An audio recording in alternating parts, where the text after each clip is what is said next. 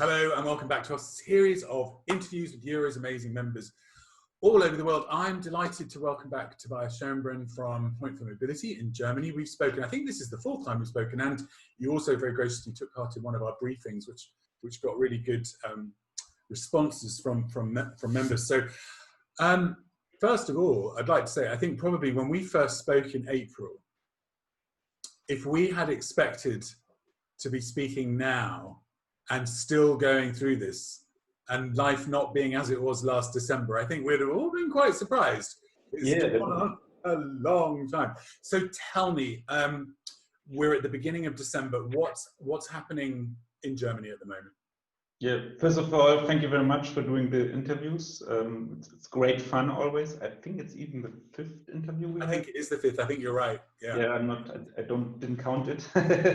And to be honest, I didn't expect that we talk so often, that the pandemic is so long, that the impact is so long and will be much longer in the future as well. But I don't know, we are fine. Nobody has COVID yet from us. Fingers crossed. We know, of course, more people having COVID, but so far, luckily, most of them only have like smooth symptoms and they are fine. Just need to go into quarantine and then can continue their normal life. We also had in the beginning like a really unhappy case that one of our team members, she lost like her father because of COVID. Oh gosh, I'm so sorry. Yeah, this happened in March and we were all really shocked. And that was right at the shock. Yeah. Wow. Yeah. But now we are fine. We are in Germany still in a so-called light lockdown. Business continue as usual, but the restaurants are closed since beginning of November. It was just extended until 10th of January, so 2.5 months. No restaurants, no museums, and no public sports, and like everything which is closed pretty much. And the restrictions become a bit more strict since last week, or since actually 1st of December. Last week it was decided by the government, 1st of December it came into law. And now you're only allowed to meet in small group with 2 persons from like per household and this kind of stuff. I must admit, I don't really get the things what now is considered to be right and not, because it's changing constantly. And in Germany it's more worse because we love the federalism, and in each county, like in each state, it's then different regulations. So I don't know, just continue to do business as normal and then try to stick to the regulations if I'm aware of them. It is very difficult because, as you say, obviously there's the federalism on top of the fact that, you know, the restrictions are quite confusing. So are shops and bars open, or bars and restaurants all closed? Shops still open? Like bars, restaurants are all closed, and like theaters, museums and all the stuff. Shops are open, and even here, like in Bonn, I just read an article that since there is a light lockdown, the number of like pedestrians in the city center increased. Oh, right. Like actually the wrong impact which was meant to be reached with the light lockdown. And you see very crowded now. It's Christmas, people go shopping, obviously. We had like Black Friday, Cyber Monday, so different shops are really crowded. It's a bit strange, so I don't really see the effects of those restrictions. Those restrictions, yeah, I know, I agree with you. It's all very confusing. And what about face masks? Are you obliged to wear masks? Yeah, you need to wear them now also in the city centers, or where like crowded people are, like in public. In some office buildings, people need to wear them, like if you go to the restroom or get the coffee. But otherwise, luckily, you don't need to wear it when you go for a walk in the park or anything. Right, yeah, if you're by yourself. And so not yet. Not yet, exactly. I mean, it's weird. And has the government, or indeed the federal government's, made any concessions about Christmas, or are the rules to be the same? Yeah, luckily they mentioned the restrictions will be a bit not so strict for Christmas, so up to 10 People can meet from different households, and children don't count, which is a good thing. So you can still have a big party with, I don't know, with children, like 20 people, depending on how many are. But on the other side, seriously, on Christmas, we will check or we will look in the houses and count people. Exactly. Nobody. Yeah. Exactly. And so tell me about going back to mobility into your work and to the company. Are the borders open? What's happening in terms of restrictions, that kind of thing? Borders are open, luckily, and of course, like in Europe, Schengen area, freedom of movement, you can travel everywhere. That's not a fact. What happened in the last months is that more and more countries introduced some kind of health check-in you need to do. Maybe you know from the UK that you need to register online, and in many cases you just need to click I don't have any symptoms and you can travel in the country. What keeps people from traveling is that is actually the quarantine restriction. Right. Sure. Because usually when you go to another country, you need to go into quarantine for 10 days, 14 days, whatever. And when you come back, the same things applies. And most companies also, they don't want to risk to send their staff in like these hot topic regions or in this red districts where like a lot of corona cases are happening. So we saw in October that numbers dropped in business traveling, like less people applied for us for an A1 and for the postal worker notification. On the other side, the good thing is the visa business is increasing slightly. Right. Because Asia is safe. People can go there if they get a visa. That's a tricky part. Because the restrictions are more and more strict. For China, for example, you need so much administrative stuff to do before you even get a visa. It's really complex. You need to have a negative test and an antibody test, and this needs to be only 48 hours old. So if you fly on Sunday, you need to do it on Friday. Gosh, yeah, that does create quite the logistical nightmare. And there are rumors, for example, that China, they want to shut the borders again. So like in January, that nobody from Europe can enter the country because they're scared that new corona cases will get imported. Perfect. Yeah, it is really interesting thinking about, areas that have really got on top of the virus now are the places where the restrictions are the most severe, but being able to actually get a 48-hour test is that possible? I mean, you can do that. Yeah, it is possible, but very complex. Like all the larger companies, corporations, they have then their own doctor and test centers and whatsoever. They have special agreements, but for the normal traveler, it's almost impossible. And I think that's also what they tried, like the game they try to play, that they make it really hard to get a visa, so that like on a political level, they say, well, you can apply for a visa, the borders are open, but in theory, it's impossible.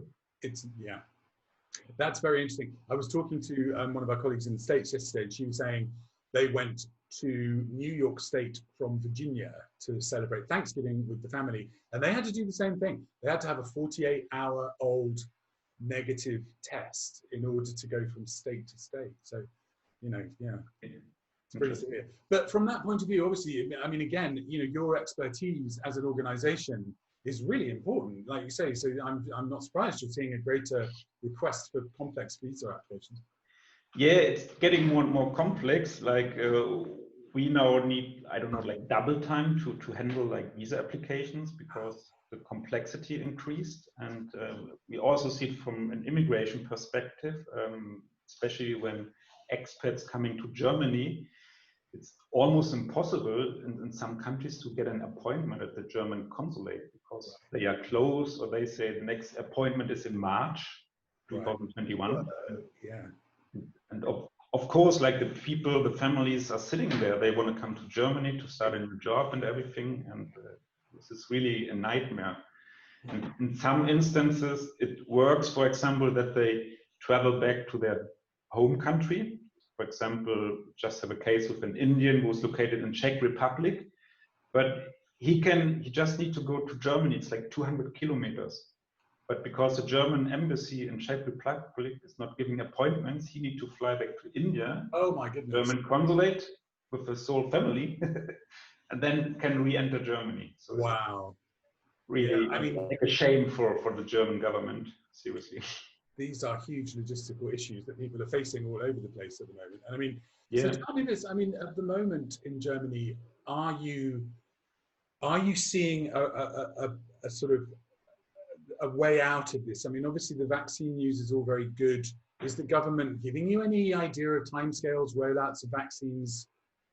Like internally, we calculate with Easter when business will increase, because then it's spring becoming warmer, and we know from last year that then people are more outside and get less affected. And until then, also the testing, like especially the quick tests, will be cheaper, better. And I know from Lufthansa in Germany, they tested already with some lanes, like before you can go on board, like during check-in, you need to do the test, and then like 30 minutes later, you have the result, and then you can board the plane. Wow. Wow. This is what will increase definitely, and then the vaccine, how you mentioned. But I think until the normal business traveler can get the injection, it's also summer, like honestly, like it's not even like authorized yet. No, exactly. I mean, that's what we're saying here. I mean, actually, the government here authorized the Pfizer vaccine yesterday for distribution. The first 800,000 of those are starting next week. But that's for, you know, health workers, and so that's very, you know, it's like you say, for the tests. And again, you know, these are logistical things that governments haven't dealt with before. Just getting the systems in place. Yeah, correct. They now start in Germany to plan the centers where you can get the vaccine, where you can get the injections, which is a huge logistical part. But when I'm talking to friends or people, colleagues, I always ask, well, do you want to get the vaccine? And most people say, not the first one, like Really? maybe next end of the year when other people are tested, and we know it works and it doesn't have any bad impact. Side effects. That's very interesting, and that's very cultural as well, because I mean, I think here in the UK, 75% of people will have it, and they're not really that bothered which one they will. But in the States and in Germany, very you know, context cultures that they're not. People are less. I never like really looked into the topic with the vaccine, but it's like about changing your DNA, or I don't know, all this medical stuff. So it's not like a flu or something. It's might have a more impact. I don't know, but it's funny enough. I read a thing this morning online about this. It doesn't actually affect your DNA, but it is a genetically modified, because it's trying to do something with the corona on the virus itself. But you know, these are things that this raises a very important point, because if governments want this to be rolled out, they have got to be very clear about the science, and they're not. Yeah, they need to educate people, and this is what is not happening. Even in Germany, when you want to get tested, it's really complex. Like we had the case in the family that somebody wants to get tested. Impossible. Even if if it's like a Friday afternoon, no chance. They say go to a hospital or wait until Monday so you can go to your local doctor. And like, come on, until Monday, if you have corona, you can give it to 200 other people. Exactly. Yeah. No, it's the same. It's the same here.